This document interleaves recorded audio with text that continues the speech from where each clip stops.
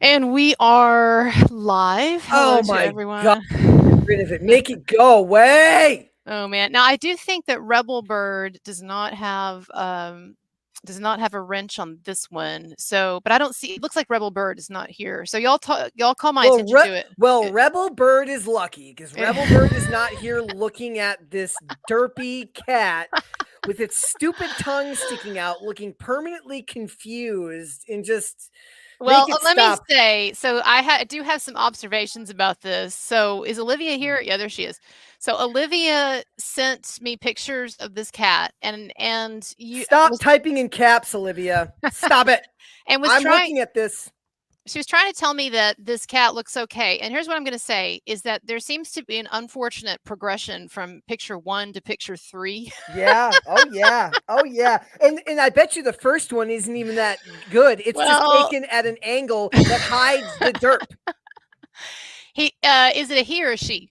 It's a she. All right, she looks good in this first photo, the big one, Debatable. but Debatable.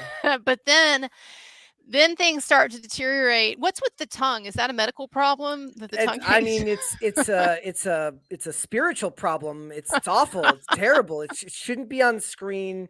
The fact that we're giving attention to this. Look, I'm not pro body positivity either. I don't think we should celebrate unhealthy bodies, and I don't think we should celebrate cats that are clearly bad examples for other cats. This is terrible. She's got a whole other cat that's not nearly as awful. I'd much rather there be time dedicated to her. There's also a little bit of roughness here with the Oh, fur. I don't know if is that some gray hair? How old is Derp? How old is Mocha? oh, just too old. Here's a question for the chat, and I guess for you too, Brett. Do you think it is immoral to keep a cat at a fat level, like because some cat lovers and some of you in the audience, you might be like this, and that's fine. Okay, I'm just asking a question. Some of them act like it is the duty of pet owners to make sure that they keep their cats at a healthy weight. But then I see a bunch of like Instagram pages for chonky cats, like really fat cats being Yeah. celebrated. So there are clearly some people who are not trying to put their cats on diets. And so I'm just wondering, what do y'all think is an ethical question? Should we There be forcing cats on diets? the as long as it's not like that lady who tried to say her dog was vegetarian or was vegan and then was immediately proven wrong. Do you remember that? Right? That was Mhm. hilarious. But I'll say this. There are few places in the world more divisive than pet Instagram accounts. Okay? Mhm. It does not matter what the cat or the dog is doing. There will be somebody who will come in and say you are an evil satanic person and you're killing that animal no Mhm. matter what you're doing. The people on pet pages are crazy. Well, I have noticed, yeah, I have noticed that there and but then sometimes people are actually doing things with their cats where I'm like, "Come on, what the fuck?" Like, there's this one, Instagram page, some of you might know it, that it's clearly run by a vet, and I don't know what country it's in, he doesn't speak English, he seems like a lovely person, but he had this video of a cat that was in his examination room that was freaking out, and the Mm, way he was approaching it, he would, like, take his hand and he would kinda, like, mm. do stuff like this. Like he was handling the cat in the completely wrong way. And so I did agree with a lot of the commenters who were saying things like, that is the opposite of how to handle a cat. You're stressing the cat out and so forth. Because as a vet, he should know better. But he was doing all this like weird stuff with his hands. Was he Russian? He was probably Russian. He was probably Russian. Oh, Oh man. by the way, Kurtz, thank you so much for getting rid of the cat. I no longer have to look at the cat. Thank you. Oh, Oh man. thank It was you. growing Thank on you so me. much. It was growing on me. It She's was lying. She's lying, Olivia. Don't listen to her. She's lying. Oh She just man. knows that I have to be the bad guy here who has to say what everybody else is thinking because I'm the only one with the courage to stand up and say Well, the truth.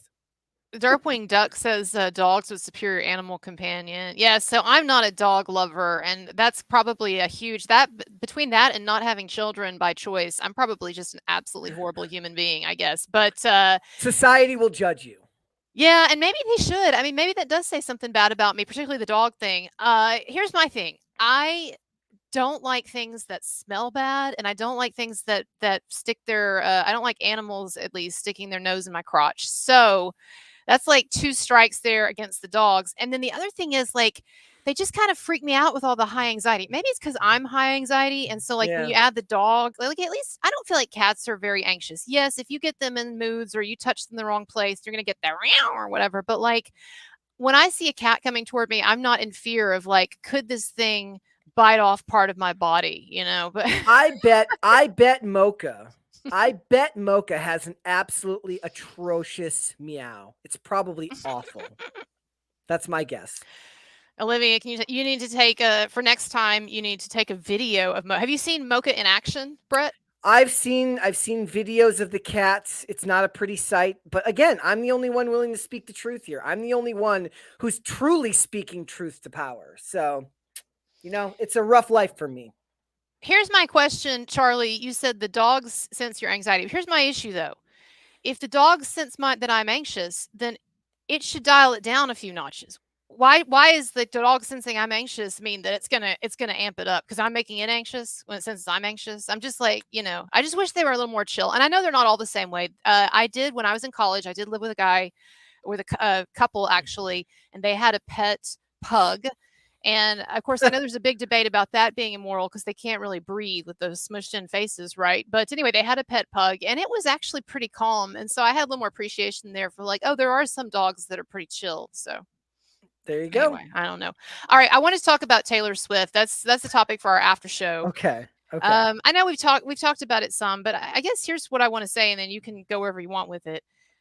I keep waiting to feel some kind of organic, natural interest in her and in Kelsey and all of this, and it's just not happening for me. And It's not yet, gonna. It's not gonna.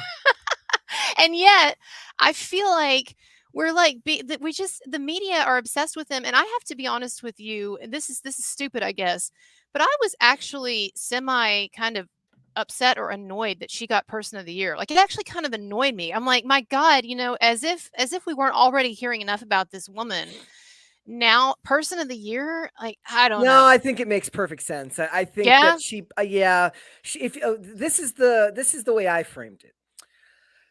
We live in a time now where, because of your personalized internet algorithm, be it your Instagram algorithm, Facebook algorithm, if you're still somebody who uses Facebook, Mhm. your X algorithm, your YouTube algorithm, whatever sports you watch, whatever politics you follow, she has infiltrated just about everyone's algorithm She this year. has. So if you're a political person, you can't escape her. Want to watch football? Too bad. Taylor Swift.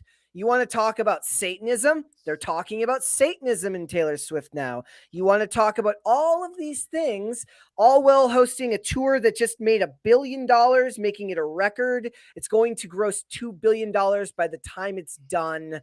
I would say that she probably is, though I do like to point out she now joins the likes of Adolf Hitler, Barack Obama, Donald Trump, Greta Thunberg, Elon Musk, and all of these other people who have also been person of the year. I Mhm. don't think it's the wrong choice. I did find the other options hilarious. The other Mhm. options were like Putin, Xi Jinping. 'Cause I know it doesn't have to be a positive thing. Like, Hitler got No, person of the year, right? yes, Yeah. in Yeah. 1938, right? So, Yeah. I think you'd be hard pressed and I think Zelensky got it last year. So I think you'd be hard pressed to find a person who had more of a sway on the culture this year than someone like her. So Well, and I don't have, like, honestly, like, I don't have some deep-seated issue with her, and who can argue with the fact that she's so, spectacularly, almost obscenely successful, and I get it, mhm. but, I guess that has surprised me is the level of interest because she's dated a lot of different people, and but the level of interest in the unlikely pairing of her and Travis Kelce, like, the way that has just totally captivated people, it really is Yeah. I mean, it's odd to me, but interesting, I guess, that's as a cultural phenomenon. It's I mean, in a day and age where like heterosexual romance doesn't seem to get all that much attention, maybe it's not a horrible idea, right? Like it doesn't seem like the media has any interest whatsoever in promoting like straight couples these days. It feels like the media's all in on promoting, movies and television that really, really do focus on LGBTQIA plus themes. So, Mhm. in that respect, it is kind of a bit refreshing if it wasn't for the whole kind of seemingly manufactured nature of it all. Like my agent Yeah. calls your agent, and you like big pharma. Well, I like my You gazillion like dollar tour and all of these things. So it's Wait, which it, one of them likes Big Pharma? You he's lost a me he's there. a he's a notorious Pfizer shill. He's done several commercials See, I don't for even watch TV anymore. I'm just totally on the apps. So what medicines does he promote? vaccine stuff. He was shilling Oh. vaccine Oh, stuff. I So didn't know he's that. Okay. yeah, so he's they're an odd pair, but like again, if it wasn't my work, I would be perfectly happy never hearing anything about Taylor Swift again, but I do find her influence over American culture to be kind of a phenomenon right now, given that Hollywood and entertainment has gone the way that it's going.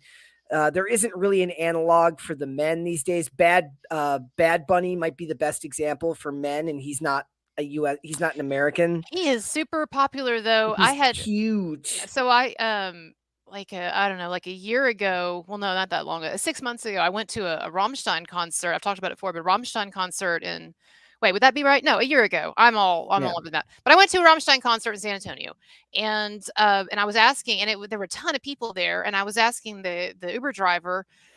Is this one of the biggest shows that you've gotten this year? And he said, yeah, it is one of the biggest. He said, but nothing like Bad Bunny. When Bad Bunny came to San Antonio, it was like Yeah. nothing else. Yeah.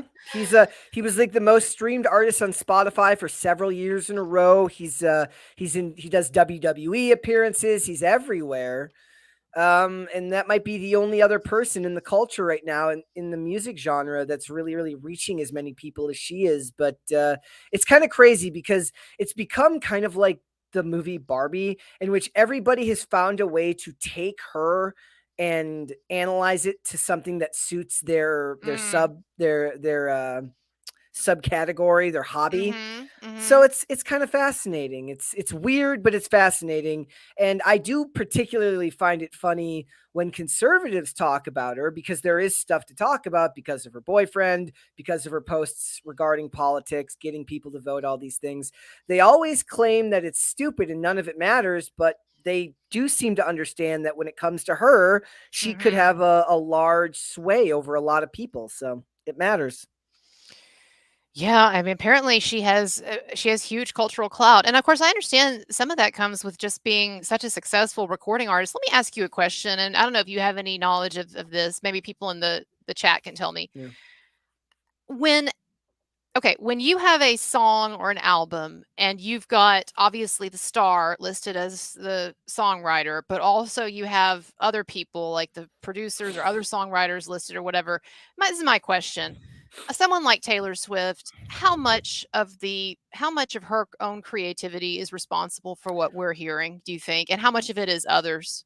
I mean, that's what she's known for, right? It is? Phil speaks. Phil. He's a guest on our show. He's Mm, uh, part of the band All That Remains. Very, very knowledgeable when it comes to music. And what she's okay. lauded for is her very, very real songwriting skills. So they don't look at her in the same way you look at a Britney Spears, who was I see. essentially a product of a She's more thousand like an Amy producers. And Winehouse maybe in a way. I think I was yeah, being that more, yeah, essential to the that might be product. a good comparison. But yeah, like she's very much a real songwriter, and I think today that's something that's important, and certainly it rings authentic to the people that like her. But so much of her show, or so much of her persona, is a production, right? Which is not entirely her. Like she's still very much a product of a large stage show, which means there's a lot of people involved. Perhaps she has final say, sign off on a lot of these things, but there is a large segment of the population that finds authenticity in that. So even if it's not true, it's true by virtue that people believe it. Right, right. Yeah. Um, boy, her relationship with that, 1975 guy, what's his Yeah. name? It didn't last very long. She must have, like, found Um, out something or something kinda blew up, or I don't know, because it seemed Matty Maddie Healy. Healy. Maddie I know Healy. he's a controversial figure, but it seemed like, they weren't together very long there. So, or maybe she met Travis Kelce and she was like, She, sorry, she sorry, was you in kind of her she skanky was in looking her guy. she was in her bad boy phase with the guy who's just they're apparently going on hiatus, I believe, the The 1975. I think 1975? I think I read that recently that they're going Okay. on hiatus. I Like, never understood the appeal to them, but not my genre.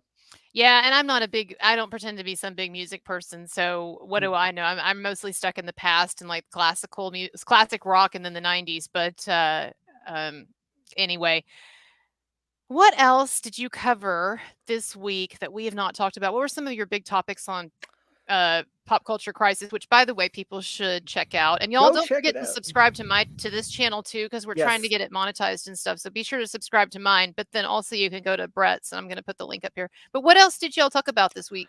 Or are you going to talk about? I don't know. Yeah, Last week. I'm gonna let you in on a little secret. We do so much content that when I get done saying it, it's essentially It's from my gone. brain unless somebody brings it up again, then I can recall what we're talking It's about. like But taking a college class. You'd forget right after the test. yeah, It's out. like when you just cover that much stuff, it tends to just escape my brain. But tomorrow, one of the big stories that came out over the weekend, and we decided to save it for tomorrow in favor of we covered Jonathan Majors today. That was something we covered, the text messages that came out of him being what looks to be very emotionally manipulative of Grace Jabari. But tomorrow we're going to be covering this story where 9,000 women are suing Disney for gender discrimination in What? pay. Yeah, I've 9,000 not heard of women. that at all. Yeah, Okay. you should look it up. So a We're gonna. huge class action, and it's Yep, people who worked for Disney.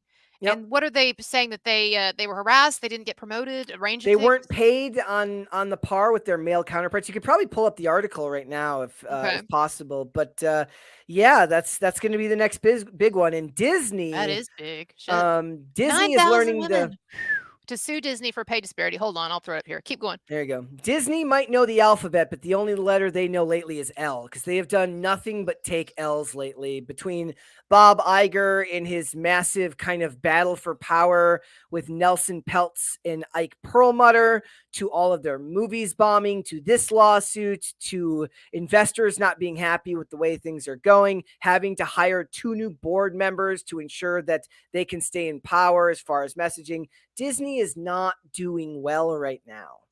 Not at all. You know, they're kind of in the same zone, I think, as Harvard's Claudine Gay of just getting one pummeling after another, Yeah.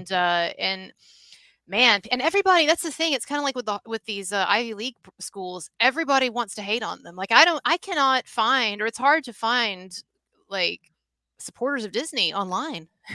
No, they're Or there. is I it mean, not? They're there. Maybe I just haven't seen they're them. there. Yeah, the Disney adults are there. The shill fans are there. Like it is kind of weird though. If we were to pull it back to colleges, to think of like a bunch of people who are going around just shilling for Ivy League schools. Like, are there people that actually do that? I guess the establishment journalists who were kind of filtered through those schools I might mean, not shill for the I don't know colleges. that there's really any, I don't think that I don't think anyone has to shill for them because it's still a prerequisite for for almost all the professional jobs, and students and parents, a lot of them, they still want that college experience. And so that's kind of what, to come full circle, I think that's what we were getting at earlier, is that they have been insulated from what would normally be, I mean, normal market forces to a degree. Yeah.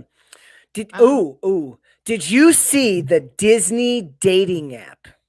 No, but that sounds frightening.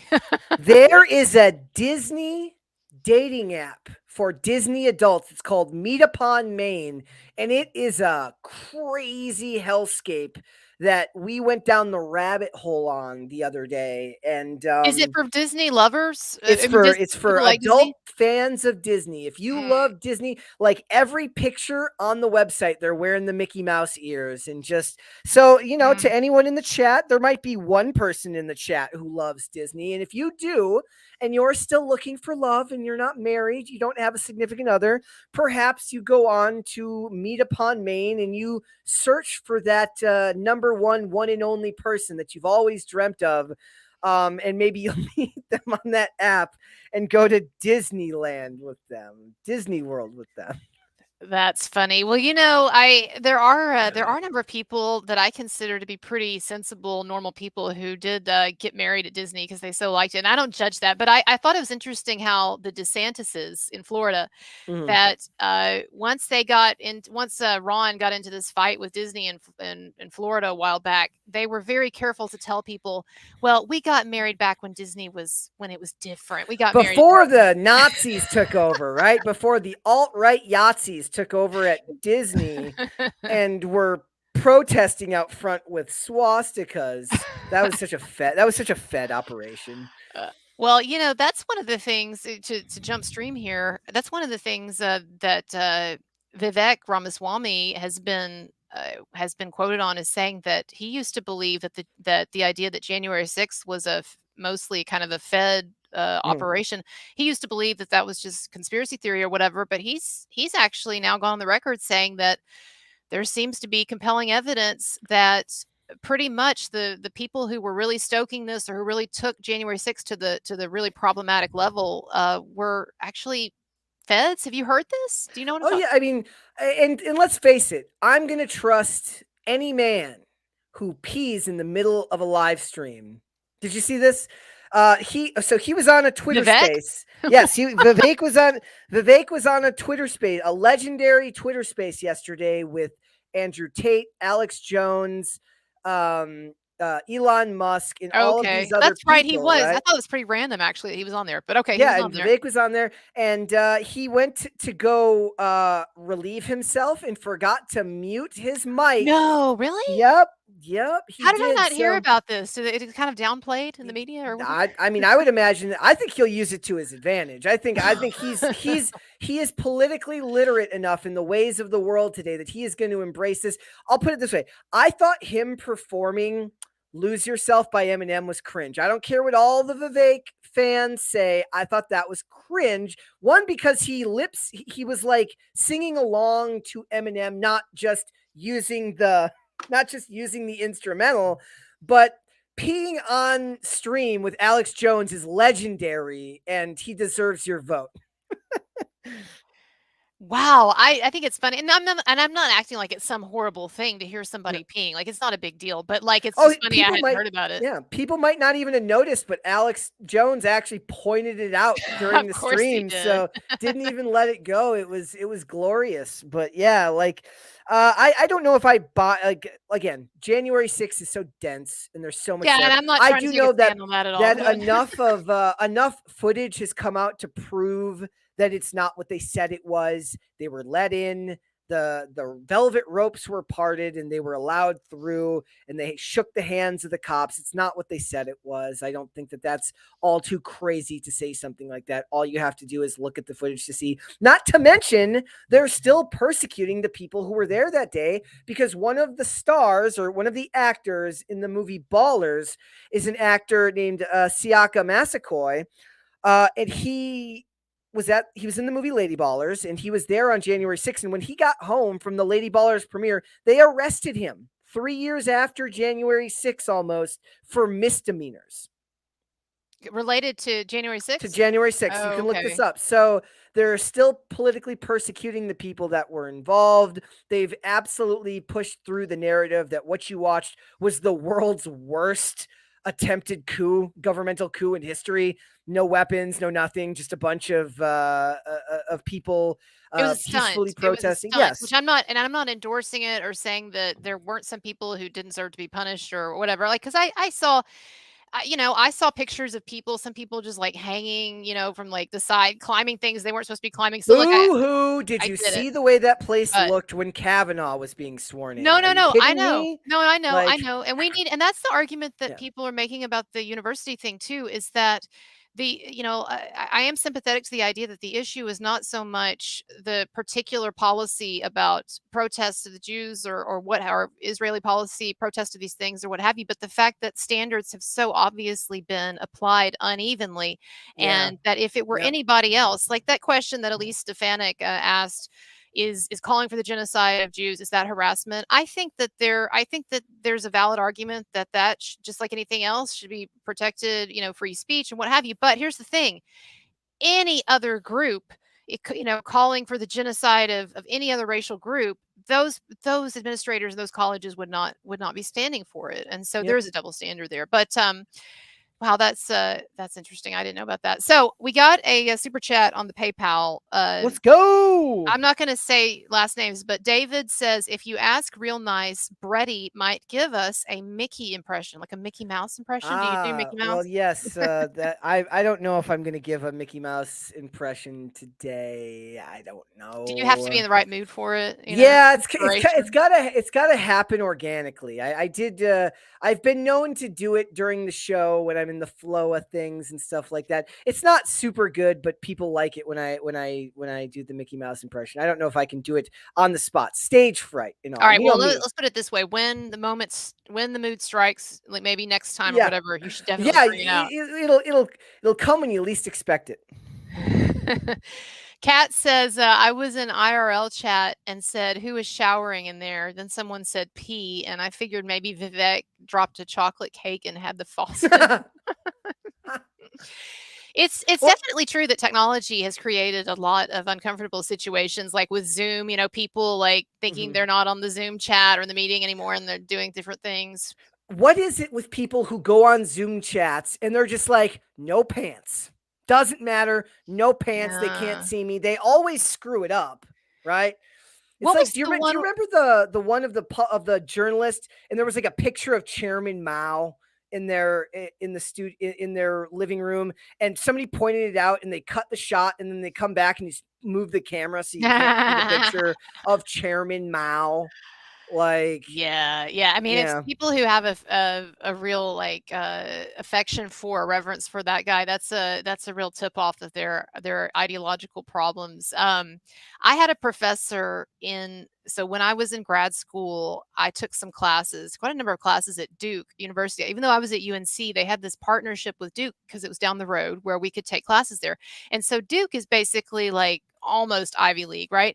And so there was a professor there in the English department. His name was Friedrich Jameson. He might still be alive, but he was an old-fashioned Marxist English professor. I'm not even talking about, liberal, progressive, even socialist. I'm talking about, like, he had literally a picture of Chairman Mao hanging in his living room. But here's the funny thing. He had a picture of Chairman Mao hanging in his living room. But do you want to know how much money he made every year? how He was much? famous for being the best paid English professor in the nation. He made, and mind you, this was before recent inflation. This was like, 10 or 15 years ago. He made $400,000 A year. a year.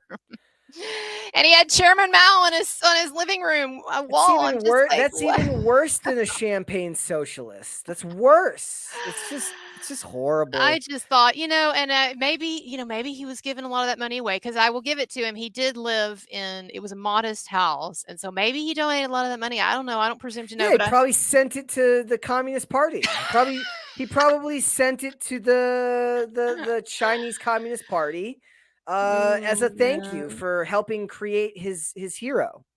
Charlie Stevenson says, "Did he have tenure?" Oh yeah, no, well, this guy was a superstar. So it is not usual for an English professor because English professors, of all the professors, they tend to make the least. If you're like a law professor, engineering professor, whatever, you're going to make a lot more. But he was the highest paid English professor. He was a star. So yeah, he had full tenure, all of that. But I just remember sitting there. He had a party for the grad students at his house, not some wild thing, but like a luncheon. And I just remember knowing how much he made, looking at the Chairman Mao picture and just thinking, wow, this is really interesting. Would you have dared ask him about that? Would you have been like, "Can you explain to me the incongruous nature of this situation?" In hindsight, I should have because he was a very friendly, affable old guy. He was not militant. In fact, he was old school, and I imagine he probably finds a lot of this woke stuff to be bullshit. I actually have an affection for the old school Marxist and people like that in a way, in that these profs at least don't tend to be as woke. He would have answered. I just think that I didn't want to seem like a jackass or whatever at that point, Yeah. but I should have. Yeah. I should have. All right. Yep. We're gonna wrap it up, y'all. We are at 10 o'clock or 11 o'clock Eastern, and I 11. I gotta go.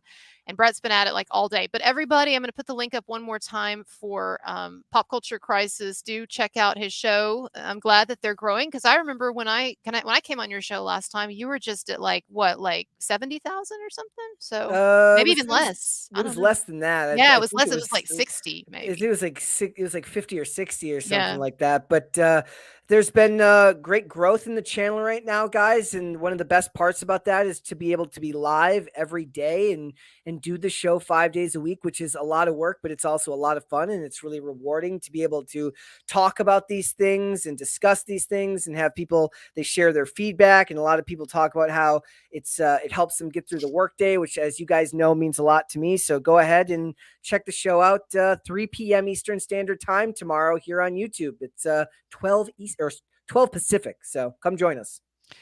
All right, cool. And I'm going to be going on his show. They've invited me back. I'm going to be going on January 5th, so people can look forward to that. I'm looking forward to getting a free flight and Yeah. to see you guys. It's really cool that y'all do that.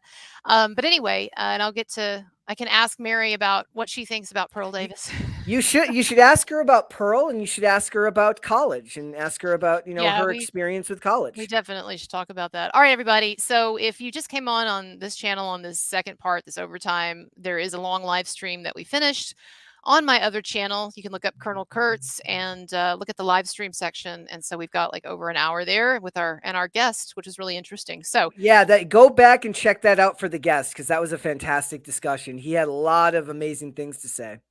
and I want to introduce him to Shane Cashman, your friend, Yeah. because one thing we didn't talk about is that Rob, the guest, he is a huge fan of Kanye, and he did a major documentary on Kanye West's presidential run from like several years ago or whenever, and Yeah. interviewed his campaign manager and stuff like that. So anyway, I think he and Shane would have a lot to talk about. But That'd be great.